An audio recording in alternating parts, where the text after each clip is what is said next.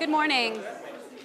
I think we'll get started. Thank you so much for being here on this very cold morning. Winter has certainly arrived in Iowa. I wanted to welcome you to the symposium that accompanies the current exhibition at the Anderson Gallery entitled Building a Modern Campus, Iliel and Eero Saarinen at Drake University. And the show traces the contributions of the world-famous architects Iliel and Eero Saarinen at Drake. As those of you who were at the opening last night know, in the years after World War II, to accommodate expanding enrollments, Drake hired this father and son team to design a master plan for the university. They also executed 9 new buildings and expanded an existing dormitory. And if you haven't yet seen the show, the gallery will be open this afternoon from 12 to 4.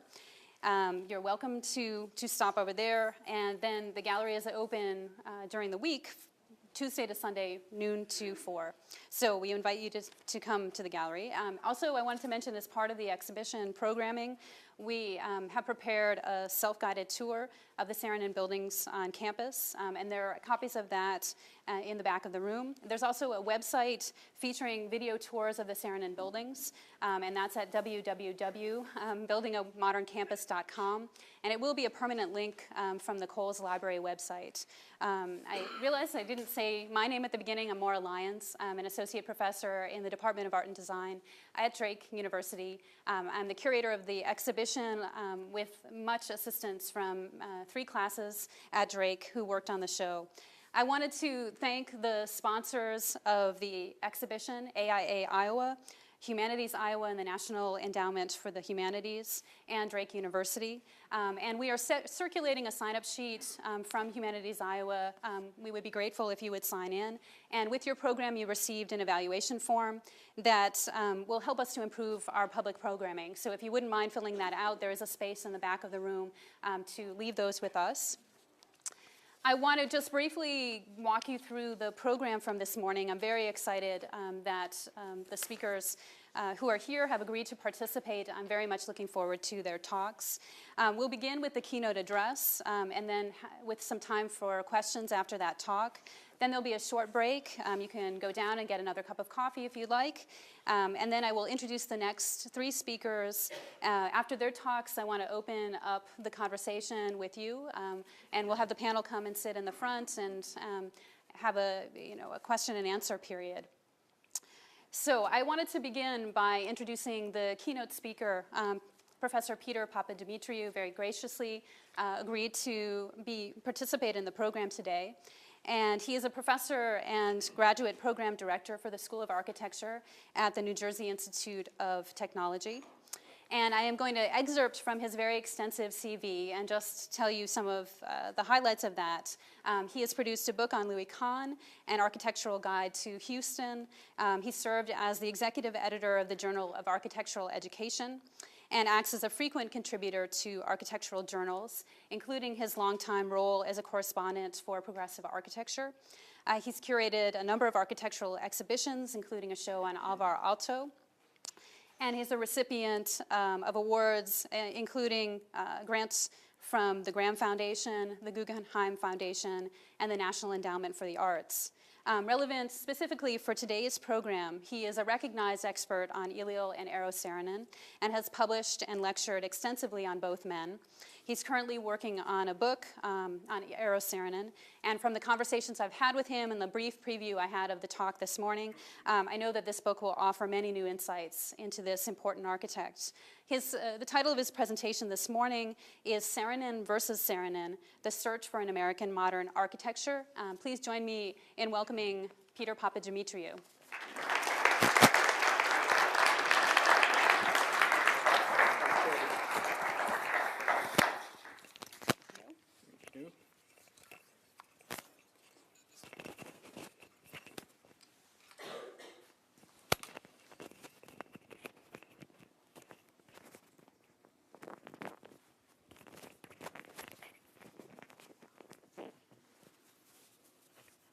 I was actually looking at Wired magazine in the library yesterday, so I feel at home. Let me cut a few of these lights so that, whoops, wrong way.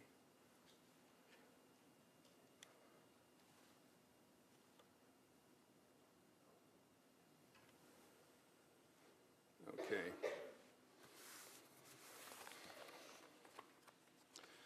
For those of you that have seen the exhibit, there'll probably be a couple of repeat slides, and I begin with this image of the father and son, which is the first image that you'll see in the exhibition if you haven't already seen it.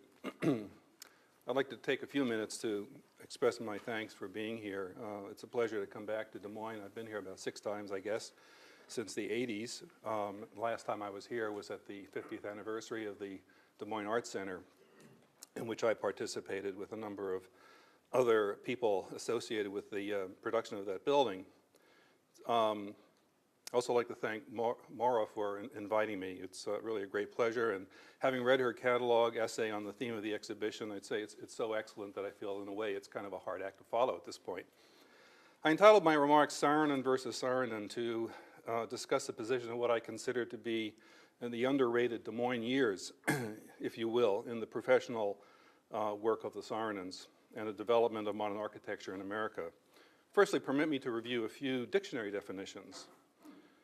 Duad, noun, a unit of 2 objects, a pair.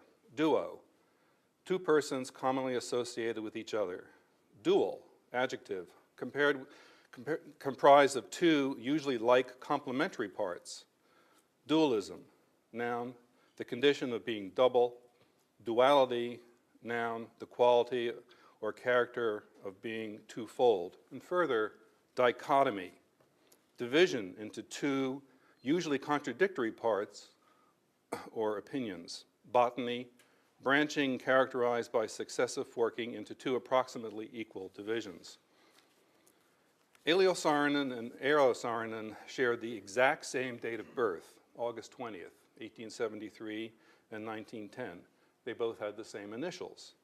They both had international recognition in the same career as architects. They both married twice. They both had a son and daughter, and they were, and are very likely to remain, the only father-son duo who were both recipients of the gold medal of the American Institute of Architects. Elio Saarinen, father, began a second career in architecture when he immigrated to America in 1923 at age 50. Eero Saarinen ended an emerging career in 1961, just after his 50th year, when he died of an undetected brain tumor. Elio and Eero Saarinen reflect not only these dualities, but also ultimately a dichotomy of what we might call style, whose commonalities and divergences manifest the transition within the so-called modern movement in America. What then do the Des Moines years fit into this critical history of American modernism? The 2 projects of the Edmondson Art Museum, the Des Moines Arts Center, and the decision by President Harmon of Drake University to undertake a master plan and finally, as Maura mentioned, 9 building projects following the Second World War represents a didactic beginning, a conscious bringing of modernism as a fitting representation of institutions dedicated to public education and cultural awareness. In terms of the Des Moines years, impact on the architectural careers of the Saarinens, it marks both an end and a beginning. The period of the Des Moines Arts Center's inception through construction in 1941 through 1948, and the period of Drake University's master plan and building program 1946 to 1958 comprise a critical time in which the young acorn of Eero Saarinen began to emerge from the shadow of the great oak tree of Elio Saarinen. It was a period in which modernism in America itself began to come of age. The younger Saarinen grew up in Finland, near Helsinki. That's the little cutie in the flower dress. In the secluded retreat of Vitresk, the home studio built by Elio with his partners Geselius and Lindgren, starting in 1902, but occupied completely by the Saarinens after 1916. Eero was virtually illiterate in Finnish, as his family was primarily Swedish-speaking. This somewhat aristocratic background placed the family into a more international sphere. The home overlooked the great White Lake. There are the 2 boys together, father and son. Father's on the right, which was a center of creative energy. And Elio Saarinen entertained some of Finland's intellectuals and artists, as well as maintained a studio that continued to produce ideas of architecture and planning. That's Eero right here, Daddy's right there. When he had become a prominent architect in his native Finland, the severe economic crisis following the end of World War I with independence from Russia prompted Eliel at age 49 to enter an international competition for headquarters of the Chicago Tribune building in 1922 with hopes of winning a major commission. His tapering silhouette design defined the tall building, an American invention to Americans. Awarded second prize mainly because the boards arrived late for judging, but the jury decided to give him second prize in any event. It enhanced his international reputation. With the substantial prize money, Eliel came to America in early 1923, followed by the family in the middle of the year, who arrived in Chicago. The year was an important point for Eero also, because at age 12, he had won a competition for a story with Sweden's largest newspaper, Dagens Nyheter, which otherwise is known as Daily News, with an illustrated tale of three characters on the right-hand column, three matchstick characters, a kind of love triangle, which since they were matchsticks, you can imagine what happened. It didn't end well, as you can see by the crosses on the bottom. I think what's interesting about this design is that it showed a way to sort of deal with a convention, a preference for abstraction perhaps, and also a real sense of humor. The great event in Eliel Saarinen's second career as an architect came when he was a visiting professor at the University of Michigan, 1924 to 1925. This is a shot in the studio at Michigan, and look who's in front. Junior, still there in the studio. Two young men in the special class were J. Robert F. Swanson, who was to become his son-in-law, and Henry Scripps Booth, son of George G. Booth, who was publisher of the Detroit News.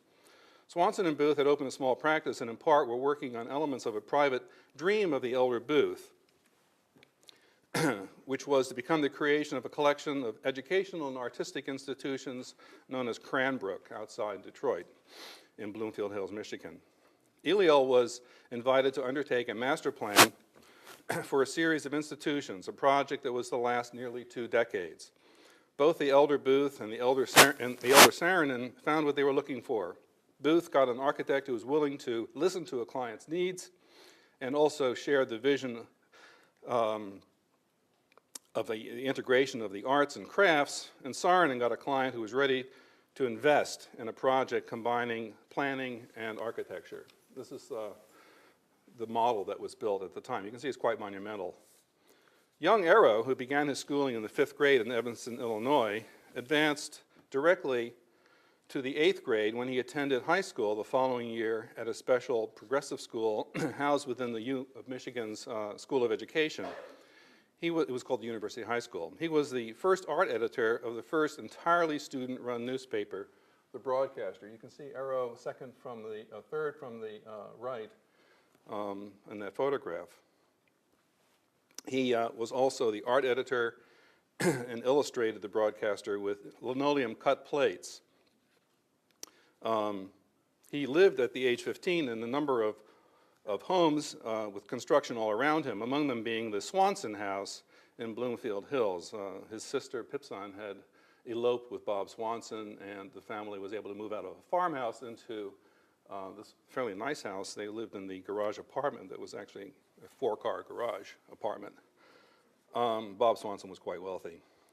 He attended nearby Baldwin High School in Birmingham, very much an achiever, at least socially and creatively, and graduated a semester ahead of schedule.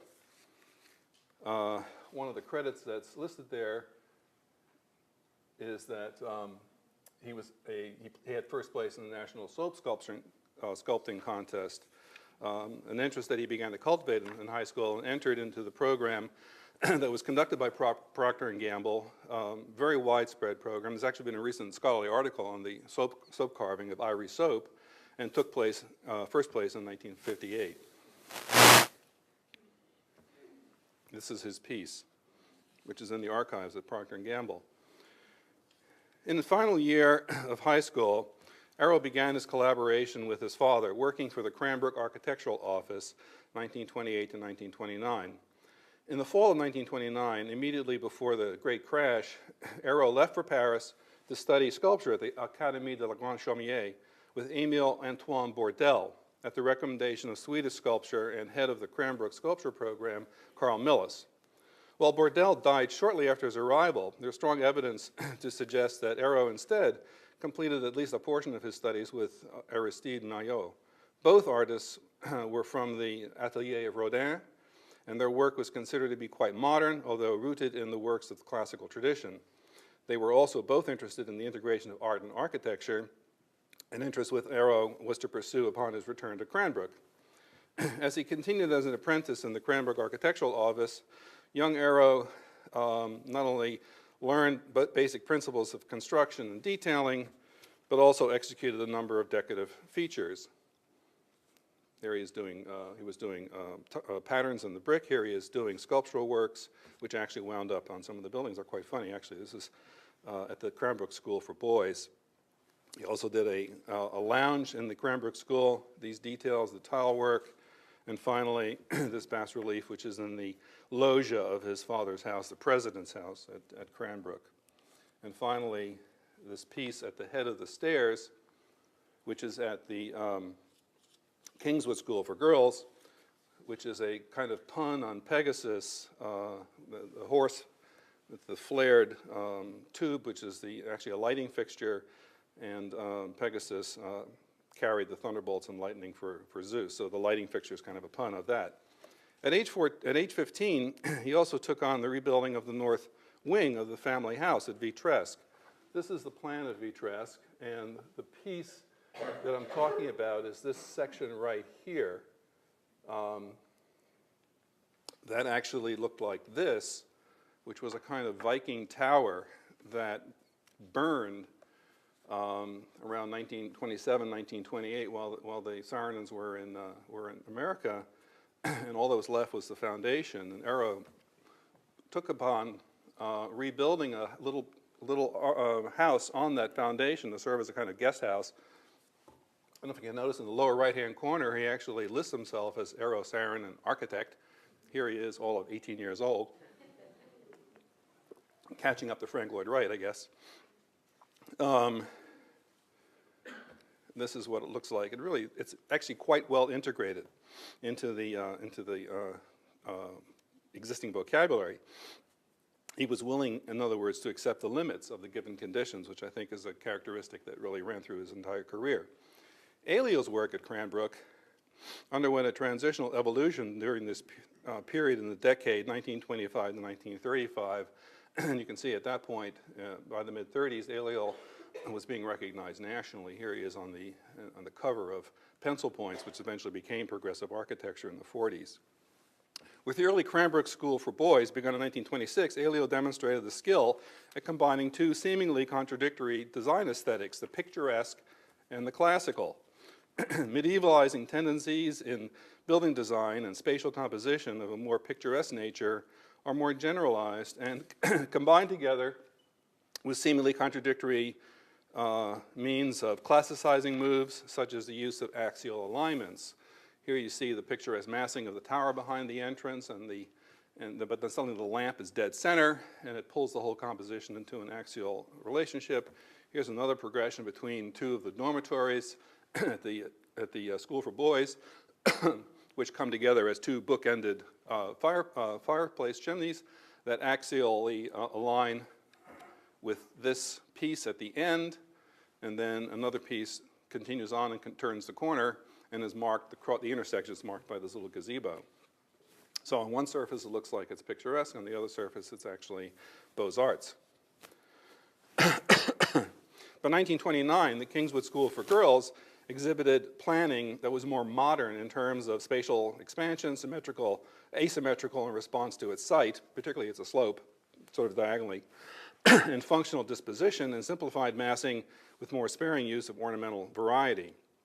Its abstract spirit was at once Art Deco and related to the work of Frank Lloyd Wright, in addition to symbolic metaphorical notes associated with the School for Girls, perhaps, such as the extensive use of these stepped fluted columns, flared columns that seem to be abstracted floral ornaments. After his return to Cranbrook from Paris, Arrow developed furniture designs 1930 to 1931. In fact, George Booth made him sign a contract in 1931 because he was 21. Didn't want to be exploiting child labor.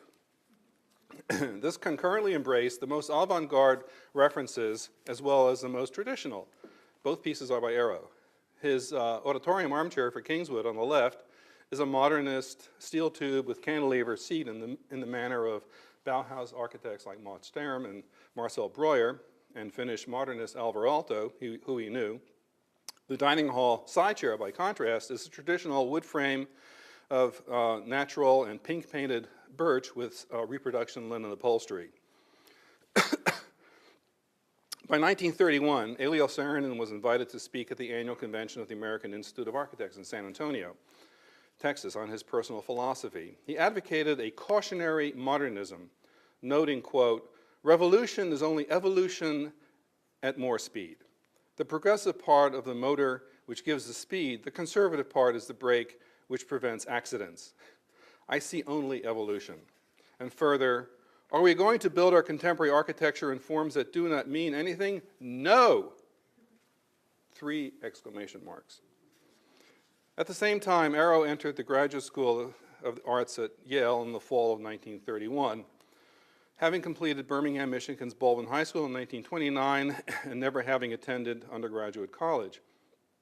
He became known to his classmates as Second Medal Saarinen for his consistent record of winning National Design Awards in the program of the Beaux-Arts Institute of Design. This is from the college brochure, which reproduced one of his first projects, the police station. That has a kind of similarity to Kingswood. His projects exhibit a degree of basic clarity which consistently made them attractive, as early first mentioned for this police station, and finally a single gestural quality for the Spearing Prize and the sculptural directness of a monumental tunnel entrance, where, as the jury noted, quote, "By simply scooping out the rock in a semicircle at the tunnel entrance for a great height and cutting back huge steps in the face of the mountain at either side produced an approach monumental though primitive in character and as enduring as the mountain itself," unquote. I call to your attention the elements at the base, which we'll see a little later in the talk. His thesis of 1924, "A scheme to bring the Stevens Institute of Technology into more compact and efficient relations." Stevens is in Hoboken, New Jersey. It's also a competitor with NJIT, I should mention. Is organized along monumental lines dominated by a step tower derived from Eliel's Tribune Tower.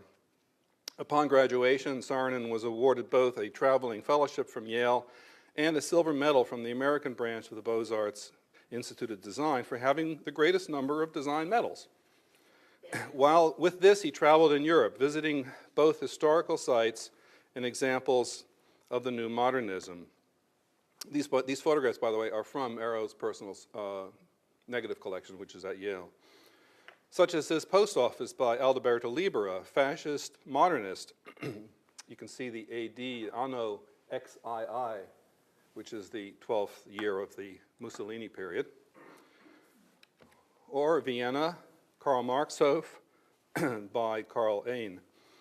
A return to Finland also brought Arrow into more direct contact with changes in aesthetic temperament reflected in Scandinavian versions of modernism, and in particular interpretations of the international style, especially the work of Gunnar Asplund in Stockholm, Sweden, and Alvar Aalto in Finland, who had moved to Helsinki from Jyväskylä and completed the Paimio Sanitarium and the Viipuri Library, both of which Arrow saw.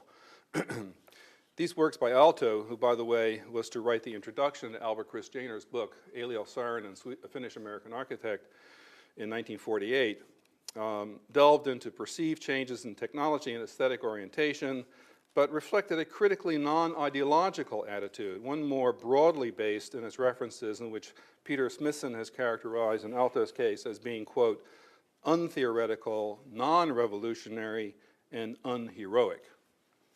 Arrow continued to enter competitions in his entry to the Helsinki Central Post Office and Telegraph competition, cited, by the way, adjacent to Eliel's famous railway station, placed third with a design whose plan exhibits a modernist freedom in its relationship between structure and space planning, and whose exterior is abstract and very, very reductionist. As young Eero worked on renovations and additions to the Swedish theater in Helsinki with an uncle, Jarl Eklund, who was advancing designs originally proposed by the elder Saarinen in a competition-winning design of 1916. The notes on the bottom translate basically from Swedish that this is the entry by Professor Saarinen and signed by Jarl Eklund. Eero was there to develop the idea that the Swedish theater was a building from about the 1880s, and the problem was to expand it and add a lot of facilities to it. So the question was, how do you integrate old and new? And Eero did a range of studies, this being the more international style of the lot. I love this drawing particularly because as he's sketching various alternatives, there on the lower right corner is Pappy Saarinen glaring. And finally, this is the final version. It's interesting that it's signed on the lower right, both by Jarl Eklund and Eero Saarinen. In late 1936, a practice was initiated outside the work of the Cranbrook Architectural Office as Elio Saarinen and Eero Saarinen. In the first 5 years which followed, projects were executed under a variety of collaborations and began to suggest the presence of younger minds from the Cranbrook community.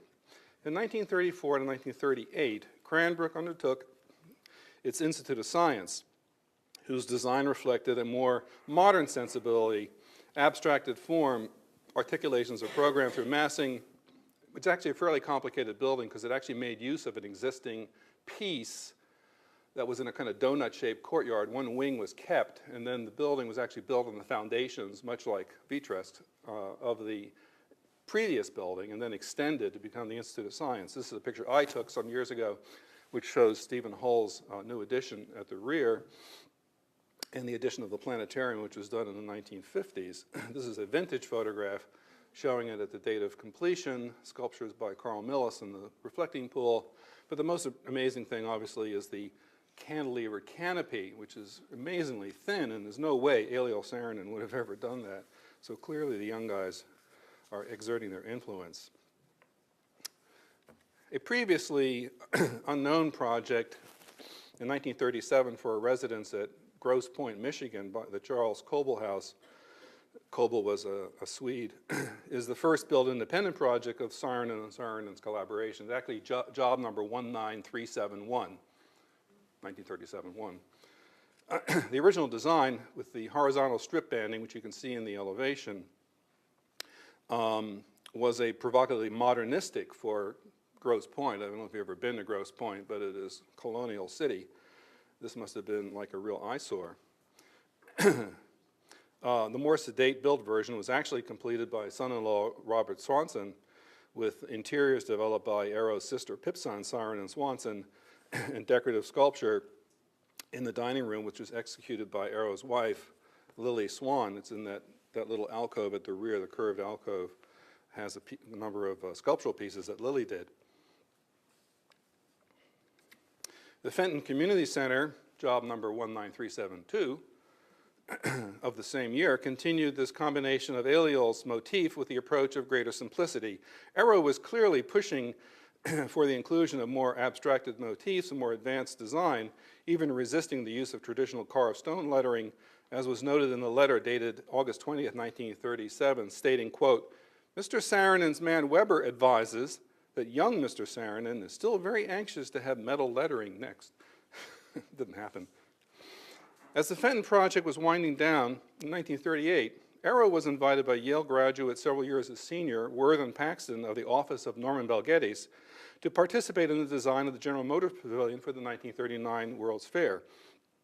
Eero was primarily responsible for the building concept for enclosing the Futurama exhibition, an exercising and streamlined design which had been virtually invented by Belgettis and described in his 1932 book, Horizons, where industrial design was perhaps first invented. Its sculptural aspects are obvious, but streamlining was also appeared as a possible way of giving form to emerging contemporary industrialized building technologies. While in the Balgetti's office, Arrow placed 5th in the entry to the Wheaton College Art Center competition, organized as a modernist pinwheel composition. Later in 1938, in collaboration with his father, Eliel, he placed 2nd in a design for Goucher College, which was a campus plan and library competition where site planning combines the classical lines of Eliel with asymmetrical and continuous spatial ideas. These same elements were shown in the first prize entry for a festival theater and fine arts building at the College of William and Mary in 1939, which Arrow won with Frederick James, who went on to become a painter, and Ralph Rapson, who of course was a very important architect in Minneapolis, and who recently passed away. He was a great guy also. The dynamic centripetal composition echoes perhaps Bauhaus concepts. This expansive geometry contrasts with the more centralized classical vocabulary that had characterized Eliel Saarinen's planning at Cranbrook.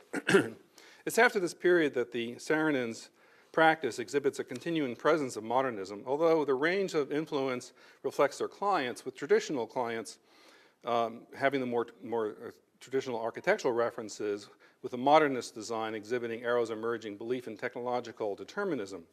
Others in the office during the early years, 1938 to 1941, included a number of Cranbrook people, among them being Ralph Rapson, as I mentioned, and designer Charles Eames. The 1938 to 1940 Kleinhans Auditorium for Buffalo, New York, was the first major work to win national recognition, and with its outward form suggests the classicism of Eliel in the sense that they're symmetrical. The somewhat streamlined plan and its interiors, and specifically the furniture, are more progressively modern. The plan, parenthetically, has always reminded me somewhat of the 1932 stub-nosed GB R2 racing airplane. I can't believe that there's no connection. It's too obvious, with the short wings and the stubby front. It was the central external symmetrical representational aspect that disturbed critics such as Joseph Hudnut, dean of the graduate school at Harvard. Just some of the interiors. Eames and Rapson worked on the interiors primarily, and Arrow designed the furniture. And the exterior, that's the fire stair that's cascading down the side, by the way. It's sort of a neat thing. But Joe Hudnut, who actually had been a great supporter of the Saarinens, was at Harvard, and by then he had brought Walter Gropius, and wrote critically in the July 1941 Architectural Forum of, quote, "A new eloquence of architecture, the sources of which are those necessities that underlie and direct its outward forms," in other words, functionalism.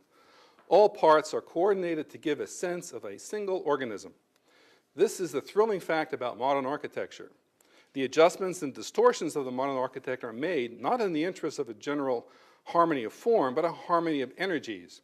It is a pity, I think, that these meanings could not have been made more evident on the exterior form of the building. I should have preferred a functional form. This defeat of an organic unity is not compensated for by that warmth in texture and color, that perfection in detail, that serene candor, which, combined here, have always sustained the great and just renown of Eliel Saarinen," unquote. This critical admiration, if you will, for the Saarinens predicted the impending dichotomy of son from father, but all the while, the non-ideological base of their work and the Saarinen architecture program at Cranbrook, free as it was of dogma, could comfortably fit a variety of significant modernist personalities, even those as ideologically divergent from one another as Frank Lloyd Wright and Le Corbusier. In contrast, the most provocative design of the period is the Winnetka School, the Southwest School, known as Crow Island. It was originally the Northwest School, but became the Southwest School when it moved sites.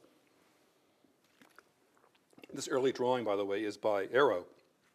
Its articulation combines innovative functional and progressive education planning with a combination of crafts and technology that softens its image from the hard-edge international style which had been introduced into the United States. The asymmetrical clock on the vertical pylon, which is the furnace flue. The asymmetrical clock was a debate between Arrow and Eliel. the planning of the interior, the pipe columns and the metal windows are industrial products, but the overall feeling with the brick wall and particularly the terracotta figures on the rear, which were done by Lily Swan Saarinen, give it a kind of home-like atmosphere. This is the entrance lobby to the school, and finally the classrooms themselves. And also the lighting, by the way, which is recessed lighting in the classrooms, which was done by Aero's lighting teacher at Yale, Stanley McCandless, and the idea of the units defining courtyards that the children could immediately relate to, and the corner windows, all those are modernist touches. At the same time, here we go. The Smithsonian competition of art of 1939 further established the Saarinen office as a modernist firm. In a team that included brother-in-law J. Robert F. Swanson, actually I seem to be a little out of sequence here. Let me go, here we go. The period of 1939 to 41 was of intense collaboration between Aero and Charles Eames. Charles is shown here on the left with George Booth, looking at an exhibition for faculty that Aero and Eames designed. You can see here, which is in an Albert Kahn interior, demonstrates their commitment to technological innovation. The planar display panels, tensile rods which grid the space, the cantilever display bases. Here's the Kleinhans Theater on its base. Take a close look at that base in just a second. These are all exercises in extracting the most dynamic possibilities from materials reduced to their lightest, most efficient form. This famous portrait of Aero and Charlie is actually on the base. They flip the base over, they plop themselves on top of it, and they're demonstrating the ultimate faith in the strength of modern materials. And finally, the Smithsonian competition, the firm submitting it was Eliel Saarinen and Aero Saarinen, J. Robert F. Swanson, associate. Bob Swanson's on the left, Eliel in the middle, Aero on the right. Also included Ralph Rapson and Charlie Eames. Aero took the design direction by rationally exploring elements of program to establish probable functional relationships rather than a predetermined formal image. Functional areas were closely arranged, but clearly and separately articulated, and a degree of aformalism is suggested by certain components allowing indeterminate future expansion. Motifs such as long horizontal expanses of glass, precise, thin-walled, contained volumes, and open flexible spaces organized around a consistent module are certainly modern. These are tempered by applied decoration, a careful balanced composition of the volumes, the traditional formal element of a reflecting pool, and a certain degree of monumentalism and dignified restraint reflective of the hand of Eliel Saarinen. At the same time, the Cranbrook Academy Library Museum in 1940 to 1943, designed independently by Eliel Saarinen, while described in the architectural press as the last modern art museum built before World War II, was compositionally, materially, and representationally from an era passing into what was to become a period piece. By the 1940s, Aero was exploring new uses of building technology and architecture related to the expression of the evocation of program. His opera house for Tanglewood, the summer home of the Boston Symphony, had a roof system employing tensile structures, stainless steel rods, in turn supported by the then innovative laminated wood arch beams, facilitating an internal clear span and also a stepped interior ceiling for acoustical reasons. Its materials, moreover, also suggest the barn vocabulary and agrarian vernacular of rural Massachusetts. Its relationship, I think, to Le Corbusier's 1931 Palace of the Soviets is also obvious, as that arch form will appear again later. Two residential works of 1940 to 42 furthered the modernist convictions of Aero Saarinen. The Samuel Bell House project for New Hope, Pennsylvania, which had the unfortunately scheduled bid opening date of Monday, December 8th, 1941, the day after Pearl Harbor, killed that project. And the A.C. Wormuth House of 1940 to 42 near Fort Wayne, Indiana. Wormuth was the contractor for Cranbrook. Both articulate program, and Wormuth's irregular, here, this is the model of the Bell House, and those columns, I'm sure the architects in the audience have seen a lot of those lately in the press.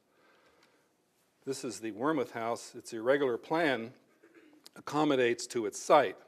splits the program into public-private blocks and reflects contemporary work by Walter Gropius and Marcel Breuer, including the use of indigenous materials such as native fieldstone and white clapboard siding. On the bedroom wing is the raised wing on the left. It sits on a ravine. These drawings are by Arrow, and they're fantastic, actually modern drawings, which owe a lot to Le Corbusier. I mean, that chimney is a three-part chimney. It's a kind of wiggle, much like the top of the Marseille block, but here 30 years earlier or 25 years earlier. There are also three fireplaces. There's one in the kitchen, there's one in the dining room, and there's one in the living room. They're all sort of in that nexus where you can serve them all. The kitchen one is kind of interesting because it has 5 slots that next to the fireplace that are labeled "well done" to rare. So you know what was going on there. Wartime brought the formation of a new office, Saarinen and Swanson, and national recognition for defense housing projects and housing design, such as the inclusion in the Museum of Modern Art's 1942 exhibition, Wartime Housing. On the upper right, not these but these, and the first one on but these is a project that is done, the architect is credited as Eero Saarinen, which is kind of unusual because actually they would have promoted the name of the firm, but I think he had this thing about his brother-in-law having his name on the door at the time. This is in Centerline, Michigan, which is still a viable community. It's actually a starter home community and a retirees community, a mixed family income. It's a co-op. It was co-opted immediately after the war and still exists. Arrow served as a civilian in the Office of Strategic Services, the OSS, and ran a small office of Saarinen and Swanson in Washington, D.C. They were working on public housing in D.C., which I've actually seen, which is still there. It's an unpublished project. It's pretty interesting. Before joining the OSS in 1942, Arrow executed the Community House project for U.S. Gypsum Company. They had just invented sheetrock and were promoting its use. The design was a, quote, demountable space. I show it here as it's included in a publication in the Architectural Forum called The Prefabricated House, which I think is kind of ironic since we just had this exhibit at the MoMA called, on the prefabrication and housing. So things come around, I guess, every 60 years. The demountable space modular building based on a central mast from which was hung a tensile roof, no doubt inspired by Buckminster Fuller's Dymaxion house of 1929. Saarinen and Fuller were to meet in Washington during the war years. Its facade reflected an indeterminate program of a variety of uses for post-war communities. It could be extended and in composition transfigured and reconfigured, while services were kept as these little plug-on elements. I don't know if I can do it with this thing here. I seem to be pretty limp here, I don't know why. Right, this guy here is a plug-in element, sort of an aluminum rounded edge thing, which is very reminiscent of say, Japanese architecture of the 60s, metabolists and so on, the notion of plug-in components. His unfolding house of 1943 for the Kellett Aircraft Corporation and the Knoll Design Group proposed factory-made trailer units which could be combined together. You can see it's unpacked up here. It's arrived, it's unpacked, it's expanded, and made into a house. With his colleague from the OSS, Oliver Lundquist, who was also Swedish, Saarinen won first prize in the Designs for Post-War Living competition sponsored by Arts and Architecture magazine with another factory-produced pack, it was called the pack house, pre-assembled component. The service core was pre-assembled and then it could be combined together in alternative arrangements. This was compositionally a formal and open-ended, lightweight, industrially inspired, technologically advanced architecture.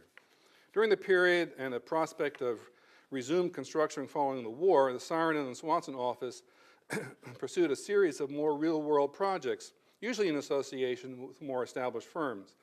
The beginning of the Des Moines Arts Center's first phase designs exhibits the classical planning, motifs, and monumentality of the elder Saarinen. If you see the, well, you can see the extent of it, and also take a note of this little piece here, this little staircase. That was to be the front door. You can see the size of the people. A little monumental. In some ways, the compositional strategies employed in the subsequent downscaling, it shows here, and massing as reflective of programmatic requirements suggest those which have been introduced by the younger designers, Arrow and his friends. Its realization was through association with the Des Moines firm of Brooks Borg. While the interiors recalled some of the modernist features of the Kleinhans Music Hall, the exterior embraces the traditional and recalls the critical remarks made 5 years earlier by Joseph Hudnut, while its methods of construction and techniques are techniques far removed from those technological investigations of the younger Saarinen, basically a wed mutt system. The Fort Wayne, Indiana Art School and Museum of 1945 to 1946, I also love the way they misspelled Wayne, bears a strong similarity to the final scheme for Des Moines. And the First Baptist Church of Flint, Michigan of 1946 evokes both the pinwheel planform compositions as well as the more serene, stripped classical motifs of Eliel's work as seen in the first Christian church, originally called the Tabernacle Church of Christ, in Columbus, Indiana of 1939 to 1942. As a footnote, it was the Miller family of Columbus who were the clients for the Columbus Church project and members of the Disciples of Christ denomination, which I think probably is one of the connections here at Drake. Ultimately, this resulted in future commissions for Arrow through J. Irwin Miller, son of the family, which included 2 houses for Mr. Miller and his wife Xenia, and the Irwin Union Trust building, the prototypical post-war branch bank of, it had drive-in facilities of 1950 to 55, whose visual vocabulary has an affinity to those buildings here at Drake. In Des Moines, Drake University also became an example of the evolving transitions in the Saarinen design strategies. Early master planning, and this is Bob Swanson on the left, this picture also appears in Morris' exhibit, President Harmon in the middle and Eliel on the right. Early design studies commencing in 46 and published in an official version in 1947 as a 13-page feature in Architectural Record, joined a series of campus schemes coming out of the office in that decade, such as, by comparison, a master plan for Louisiana State University of 1946. And while they both came to embody and enhance the principles of planning closely associated with Eliel Saarinen and the Cranbrook Architecture Department, their compositional and spatial qualities began to seem a little dated. By the end of the war, the Saarinen office was nationally known, and the singularity of Eliel's prominence was replaced by the influence of Arrow as a co-equal. Here they are, father and son, with the boys from GM. The partnership with Robert Swanson, which had been formalized in 1941, continued in 1946 under the name Saarinen, Swanson, and Saarinen, but was to be replaced and terminated in 1947 as the practice became Saarinen and Associates, and a second firm of Swanson Associates. The most important element in this transition was the project for GM, announced in 1945. The first proposal for the GM-TC was critical, as it suggests in many ways the end of certain preoccupations as well as the beginning of continuity with others. Certainly, the presence of a large unifying formal element as the lake, and both the interplay of horizontal and vertical forms. I sound like an art historian here. The interplay of horizontal and vertical elements punctuated the relationship and have precedent in their collaborative work. However, the overall feeling is functionalist and a kind of industrialized campus organized in principles evoked by the 1939 City of Tomorrow at Norman Bell Geddes' GM Futurama. This perspective, oh here, this is another study of some of the early buildings at GM. And this perspective by lower right-hand corner, you can just make it out, Arrow Saarinen, emphasizes the continuity of movement by a continuous canopy podium. This theme was developed further in 1947, this rendering by Hugh Ferris, who was the official renderer and delineator for the Bell Geddes office. Arrow was imposing an image from which he sought a means to express the essence of modernism in a new cultural context. He was really wrestling with this idea of streamlining. A second version of GM followed after the project had been stopped for nearly half a year by a major UAW strike, and its revised organization and approach in individual buildings repudiated those of the earlier schemes and reflected principles of Bauhaus Chicago architect Mies van der Rohe in his plans for the Illinois Institute of Technology. But in contrast to the more static, nearly neoclassical groupings at IIT, evidence a dialectic interplay between objectivity and romantic subjectivity, such as this phase here, which contained an office building directly on the lake. The debt to Mies is clear from this letter that Eero Saarinen carefully crafted on Thanksgiving Day in 1948, expressing his thanks to Mies for a tour of IIT. He observed, quote, "I feel your buildings at Illinois Tech will have a tremendous impact on American architecture from now on. I think it will be a most positive force. The message of complete honesty and integrity which they carry should set off a re-examination of values in the mind of many an architect, including my own." Subsequently, Mies thought enough of Saarinen that he invited him to give the dedication address for the opening of Crown Hall at IIT. When Eero Saarinen appeared on the cover of Time magazine in 1956, it was the plan of General Motors, which was the background image, for the theme issue, which was entitled Maturing Modern. I should note also that this construction documents for GM were possible because of the associate architects of Smith, Hinchman, and Grills of Detroit. Saarinen in turn began to employ these precise spatial principles in other work, as in the subsequent refinements of the Drake master plan of the early 1950s, as the firm emerged as Eero Saarinen and Associates. The Miesian principles evidence that Drake subsequently appear in master plans also for Yale, Michigan, and the University of Chicago. These are some of the studies for Drake, showing the big auditorium proposal. And finally, the official plan in 1950. The future Meredith building is more or less here.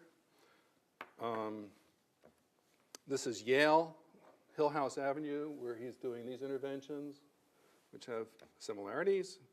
The North Campus at Michigan, same deal. In fact, oh my God, look, there's a circle.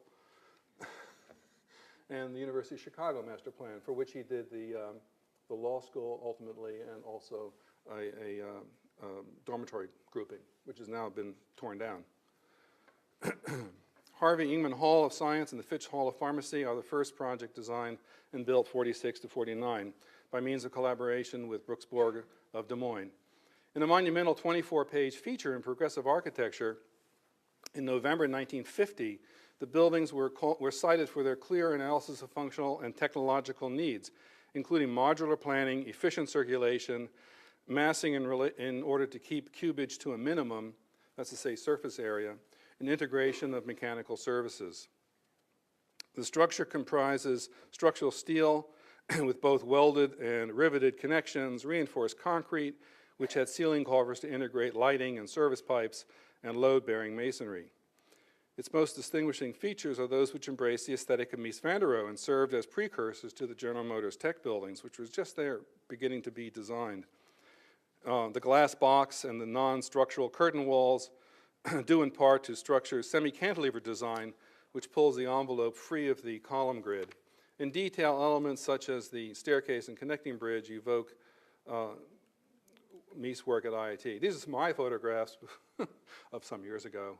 It's nice to see them again, actually, and see what it was like when you can actually see the buildings. This is almost like a direct quotation, which I think Maura points out in her exhibit of Mies's staircases at IIT. Widely circulated in the press. I love this bridge. It's one of my favorite elements. And here's Mies. Here's GM carrying that theme further, almost indistinguishable except for size from Drake. And again, the formal element of the pool. And finally,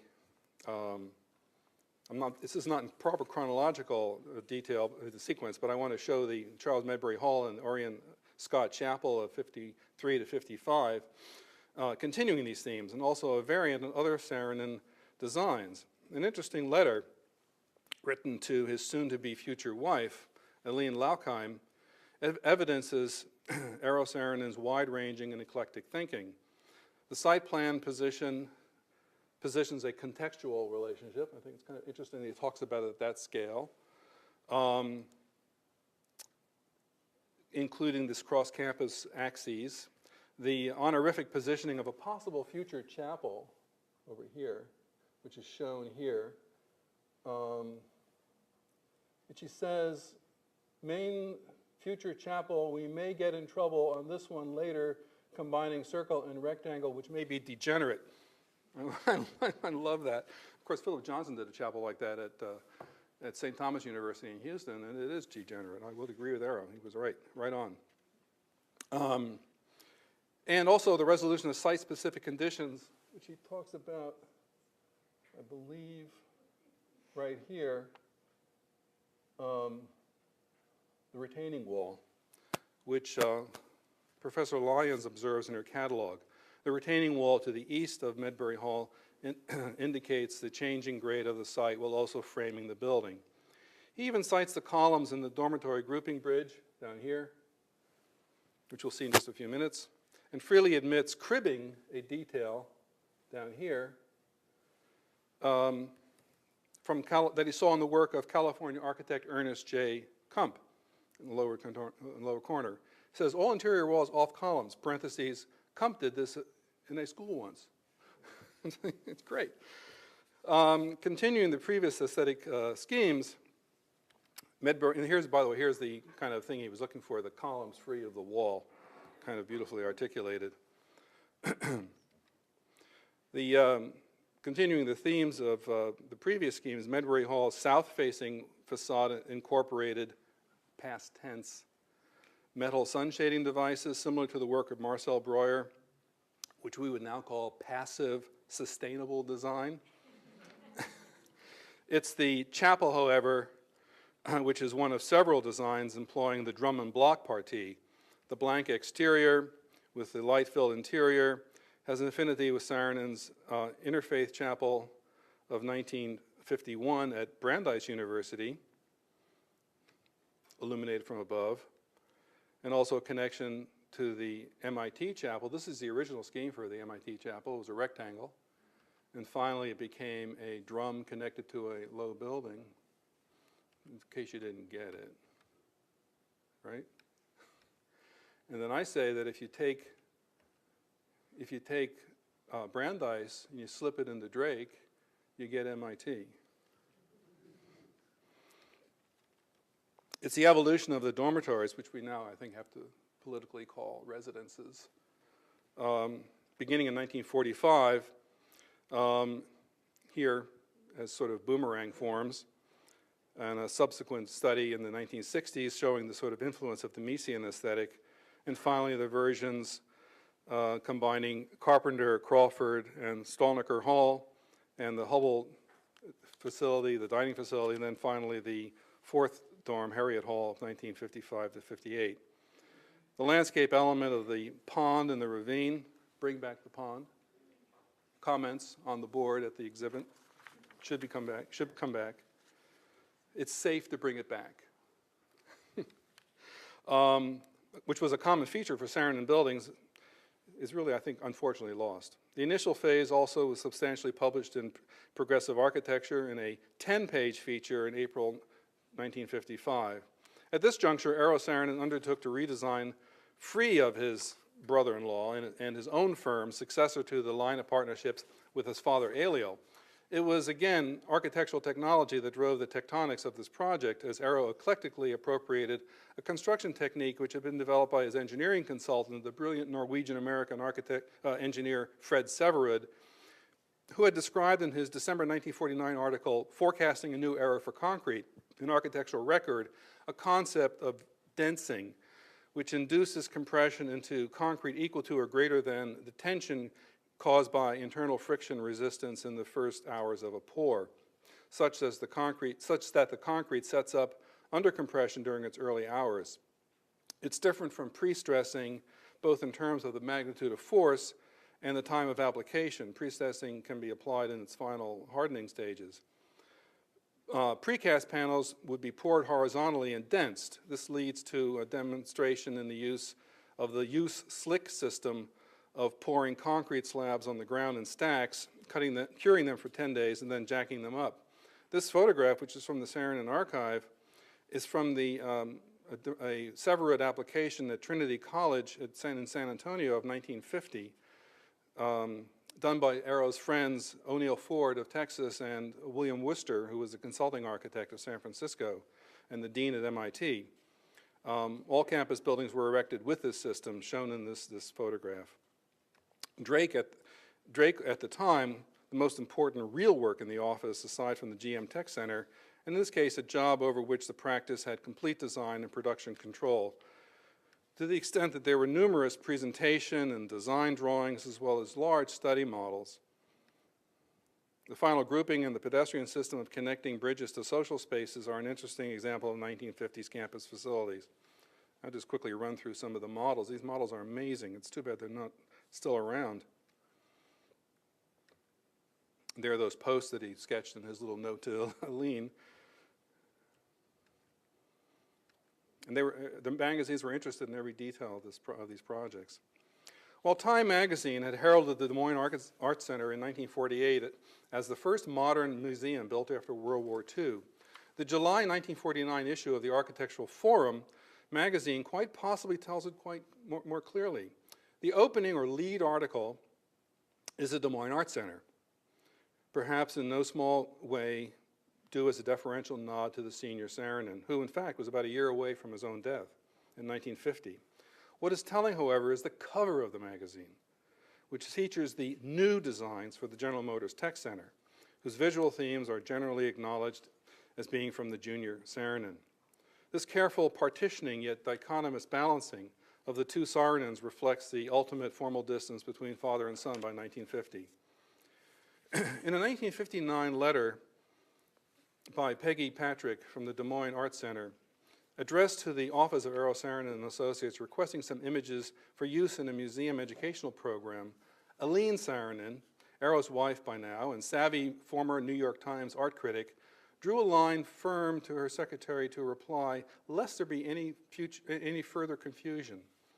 Please write a gracious underlined letter telling them the building is by Eliel underlined Saarinen, and do they want picture of his underlined building?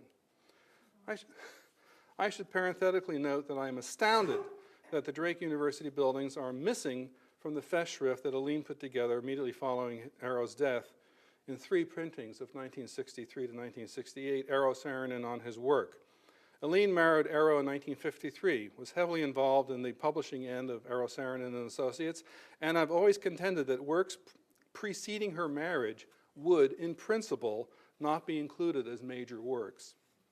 In spite of the dining hall and dormitories having received in 1955 both the first honor award of the National Awards Program of the American Institute of Architects and also the first honor award from the Detroit chapter, American Institute of Architects.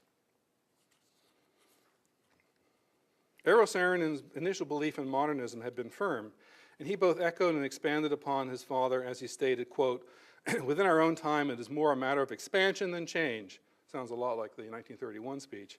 The principle of functional integrity seems to be one of the keystone principles of modern architecture. Structural integrity and structural clarity were basic principles. However, he also declared, quote, that today's buildings fall utterly short by not even recognizing the spiritual side of architecture and the greater spiritual meaning of architecture to our civilization. His search for an American modern architecture was to become which sought to synthesize the spiritual dimension within technologically abstracted form. In 1948, concurrent with the completion of the Des Moines Arts Center, both Saarinens submitted entries to the Jefferson National Expansion Memorial Competition in St. Louis, and this is an exhibit held after the winning of the prize, and I just wanted to point out that it is to Saarinen and Associates. This is the father's entry, and of course you've seen the son's entry board. This wasn't the first time they did this, by the way. 4 years earlier, they had submitted separate entries to a Legislative Palace for Ecuador competition in 1944. The true story goes that the congratulatory telegram arrived addressed to Eliel Saarinen. But a day later, a second telegram arrived clarifying that it was Eero Saarinen who was the winner. And also an apologetic note from George Howe, who was chairman of the department at Yale and had actually invited Junior a year later to be a design critic at Yale in 1949. The search for form had at last been rewarded. His so-called St. Louis Arch, synthesize the qualities of abstraction, monumentality, and structural daring with a stainless steel arch derived, again by engineer Fred Severud, from the logical natural geometry of a catenary curve, eventually designed to 630 feet in height. Possibly the greatest public monument produced in the period of modern architecture, it is also metaphorical in its allusions, consciously symbolizing the idea of a gateway to the West, combining technological determinism with symbolic representation. And I think a case can be made that this arch has precedence in other earlier Saarinen projects, as we've seen. As Peter Carter observed, Eero Saarinen was aware of today's technology in its widest sense, and he used its potential as a means of achieving a many-faceted architectural expression within the tradition of modern masters. To advance the symbolic and environmental content of that tradition, he explored special architectural vernaculars for each project. It precluded the possibility of a personal style, a fact which set him apart from any of his contemporaries. But the question of expression, seen in the diversity of Eero Saarinen's last decade of production, begs the question of his apparent willingness to acknowledge a role for background buildings. From Eero Saarinen on his work, these quotes. Perhaps expression does not seem too much of a problem for the ordinary buildings that are really just part of what we might call the buildingscape, a sort of background scenery. But I think we would argue that even these should have an expression, the modest one of being what they are. And further, quote, different areas of a campus can have different characters, but we could stand more unity within each area. I am longing for monotony, unquote. The essentials of the ensemble of Drake's buildings, perhaps an industrial vocabulary, in fact are not neutral, but multivalent in the formal strategies that shaped and underscored a collective environment. The curtain wall at the IBM manufacturing plant in Rochester, Minnesota, birthplace of the first computer, by the way, unifies a complex program of varying spatial needs within a flexible modular container providing multiple combinations. The IBM Thomas J. Watson Research Center at Yorktown Heights, New York, is curved to embrace a hillside slope, and its continuous facade is in fact a social space containing lounges for all employees. You can see them in the transparent end curving around. You never see the corridor, you always see just a fragment of the corridor. And every time you turn a transition, there's a lounge. All service corridors lead to this main sort of arcade. The faceted law school of the University of Chicago makes a courtyard in unity with the existing Gothic Revival dorm. Noyes House at Vassar College is inflected to make a campus edge to contain an existing circular green. And finally, the Western Electric Company headquarters for Bell Labs in Holmdel, New Jersey, is set in the landscape and centers on perhaps the first atrium office building in the United States. It's also the first mirror glass building in the United States. In conclusion, Eero Saarinen's heterodoxy in design, this image of him descending a mock-up of the staircase to the Mississippi River in front of the St. Louis Arch, is set against his own office building in Birmingham, which is another modular curtain wall facade that Professor Lyons describes in her exhibit. As critic Kenneth Frampton has described this direction, it is an approach where, quote, minimalism exploits both the sensational and the mute nature of modern production, a, quote, silence, quote, that can neither be masked nor significantly transcended. The imperative task of the architect today is to master the means of production, not only for the sake of regaining control over the act of building, but also, presumably, so as to participate consciously in the production of meaning. Thank you very much.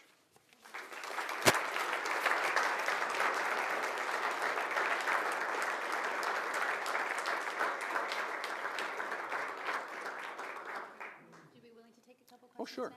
Yeah, are there questions? A little time for questions, and then we'll take a break after that.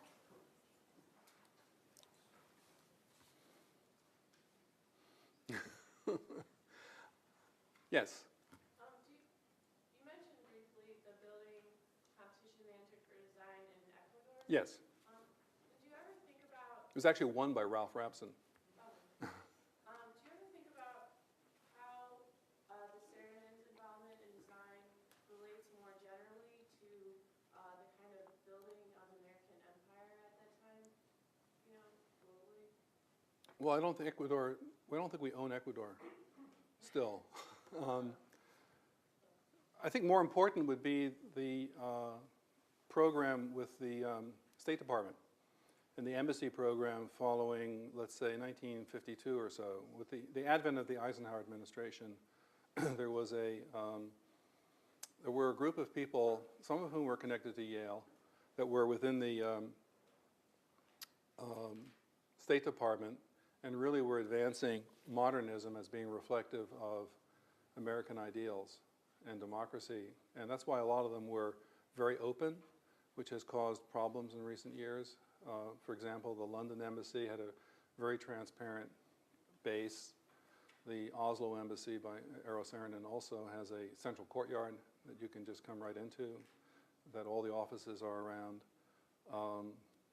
And there was a lot of controversy nationally about what was still appropriate, modernism being appropriate or not, to the extent that the head of the foreign building operations actually constructed an advisory committee of which Saarinen was a member. So it was kind of stacked in the favor of modernism, but clearly it was to choose architects whose work would be seen as progressive and that America would be seen as progressive. Similarly, the choice to give the Air Force Academy competition was given to SOM out of Chicago, and the secretary also created an advisory committee, and Eero Saarinen was on the committee, as was Pietro Bellusci. Wally Harrison of Harrison Abramovich was first on it, but withdrew because he had to do Lincoln Center. And Welton Beckett of California, who was also a modernist who had practiced in Detroit, was added to the committee. So these were all sort of meant to advance the image of modernism as being progressive. So I think in that case, it was political. Yes? Sort of along those lines, modernism has been sort of usurped by different groups at different periods to mean all kinds of things, from socialism, communism, democracy, and so on. Where do you think we stand now with modernism? I think its meaning has changed maybe in the last 20 years, and how does it affect how people view the great buildings? I think modernism was always a threat. I mean, the Russian constructivists were basically squelched by Stalin, who favored a kind of overblown classicism. The Nazis got rid of the modernists pretty quickly because there were too many Jews on the faculty, for one thing. And Hitler obviously favored a classicism, kind of stripped down classicism. So, and the Bauhaus masters who fled to England found that modernism was kind of rough going in the UK as well. And most of the early modernists in the UK were, in fact, they were British citizens, but they weren't English. They were New Zealanders and Canadians, or Berthold Lubetkin of Tecton was, in fact, a white Russian. He was a non-communist czarist Russian who had emigrated to the Soviet Union. I think modernism is making a comeback, frankly. I think that the turmoil, well, it had its rough spots, right? And certainly, Eero Saarinen, we were talking last night about the fact that by the time I was in college, the date of which I won't reveal, but was asked to, by my seminar critic, Peter Eisenman, to write a paper. Here I was a little 20-year-old kid, right? Write a paper on an architect whose work I like. So I wrote this paper on Eero Saarinen, and boy, was I crucified for having chosen Saarinen. That was in '64. It was 3 years after his death, and he was already in decline. I mean, no one was paying attention to Saarinen. I think it had to do with the fact that his clients were major military-industrial complexes and institutions that were regarded as being somewhat controlling, like universities. You know, it was 4 years later, in 1968, when things really hit the fan with the universities, protests, you know, Columbia's policy towards Harlem, all that stuff. The A&A building at Yale burned in 1970, 69, 70. So I think, and even Vincent Scully wrote some really nasty remarks about Saarinen and his successors, Kevin Roach, all of which has now come back, and Vince is very contrite about Saarinen. and talks well about him. But the reaction to there were obvious failures, I think, and I think it had to do with the fact that the contextual interests that Saarinen had, both father and son, they always had it. I mean, they had this thankless job of the Detroit Civic Center. It was a thankless job. It started in the 30s, and post-war period was very intense, looking at studies for the Detroit Civic Center, which Arrow was very much involved in. And he went to hearing after hearing after hearing, addressing the points of contention for the planning of the Civic Center. And what a thankless job, but he did it. At the same time, they were doing the college campuses. There's a whole string of college campuses: Antioch, Brandeis, obviously here, Stevens in Missouri, and so on, Yale. A really long study for Yale campus planning. So he really believed in the context of the environment as being a setting for buildings, not buildings just plopped around. So yes, he did very figural buildings. Obviously, TWA comes to mind. But if you really understand TWA, and I refer to my article in Casabella of a few years ago where I wrote about TWA, its shape, the bird shape, which might have a kind of metaphorical allusion, the more important thing is that it was sited right on axis with the approach road. Not the center line of the in and out, but on the right-hand side. As you drove into Idlewild, there was the building, sited right on axis. The whole thing about Dulles, I think the whole approach to Dulles, the idea of Dulles, for one thing, a dispersed system of getting to and from the airplanes, but the siting of it is an environmental thing, and he collaborated a lot with Dan Kiley, the landscape architect, integrating landscape and buildings together, which Professor Lyons talks about in her study here at Drake. So I think modernism is making a comeback, I really do. People are tired of Bouldings. Yes? Your talk has really, for me, done a lot to illuminate the professional collaboration between father and son. But one thing that I was wondering about throughout your whole talk is the personal interaction between the two men. Are Very there close.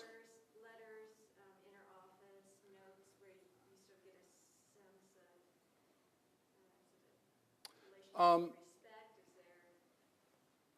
Oh yeah, there's definitely respect. I mean, for example, even here at Drake, there was one letter I came across I thought was really cute. They were coming to Drake and asking President Harmon, was going to be Joe Lacey, who was this kind of business manager, who was lent by Lou Kahn in 1945 for a few weeks to help get General Motors started, and retired in 1965, 20 years later from Saarinen and Associates. He never left. Lacey was coming. A lot of the correspondence between Harmon and the office is through Joe Lacey. The father and the son were coming, and he was being asked to book a double room and a single. And it was for the father and son and the partner. A lot of the correspondence, when I first began my interest in it, it was actually, I went up to Kevin Roach and laid it on the table. I said, you know, I think your mentor is a really important American architect, and something needs to be done. And he let me sort of take over the office, which I did. I discovered two things. One was there was a lot about Saarinen that we didn't know. I mean, there's more stuff about the past and his evolution as an architect. He did not emerge as Venus from the head of Zeus, you know, full grown. He went through a lot of struggles, both learning-wise and emotionally and in his private life to build his career. And he was, after all, a foreigner. He arrived speaking no English. When he arrived in Evanston, I actually went to the Evanston School Board and found his registration in 1923. He was listed as being 10 years old. He was 13 at the time, but he didn't know any English. So he went into 5th grade, which is why he bounced to 8th grade when they moved to Ann Arbor, and he went to the University High School. And then he went to Birmingham, Baldwin High School in Birmingham, Michigan, and wound up graduating a semester early. They used to have these split January-June graduation classes. He graduated earlier than he should have. But I learned that there were big pieces missing. And a lot of it was the correspondence. There are pieces of correspondence. There are some letters written. He was known as Puyo. Puyo was the nickname in the family, and Puyo means little boy. So when he was 45, he was still Puyo. And it was a European kind of situation. I mean, it was father, son in a European family. That was really an oligarchy in many ways. They lived a good life, considering what they were living under. I mean, they had to give everything up to come to America. There was no practice. I mean, Elio Saarinen was designing Finnish mark notes. That was his commission, was designing the new Finnish mark note, which was a devalued currency. And when he got the second prize, it was a lot of money in those days. He wound up in the Drake Hotel and then in Evanston and brought the family over, and the family stayed. They went back and forth to Finland on a regular basis. They never gave Vitresk up until, I think, about 1948 or 49, maybe after the father died, maybe 52, somewhere like that. But Eero kept his thumb on the owner. It's now a national monument. You can go visit it. Very, very much worth a visit if you ever get to Helsinki. You can take a bus directly out from the bus station. It was a very close personal relationship. But I think we've seen recently in American politics a father-son relationship. I would say that the Saarinens was a more successful version of that. Yes? Were there other collaborations with local firms as the situation here with Brooksburg?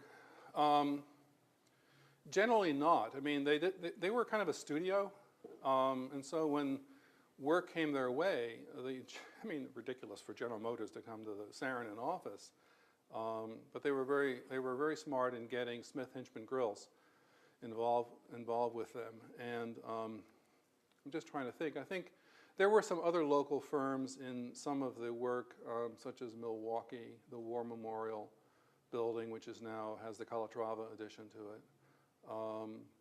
But it was very limited. Brooksburg, I think, was the most extensive of their associated architects, because they really didn't have an office at the time. They really couldn't do the documentation that was necessary. But by the time that the dormitories came along, and the firm had been reconfigured as ES&A, they took on the drawings. Most of the drawings for the dorms are in fact done by ES&A. Well, thank you so much. There's more to come.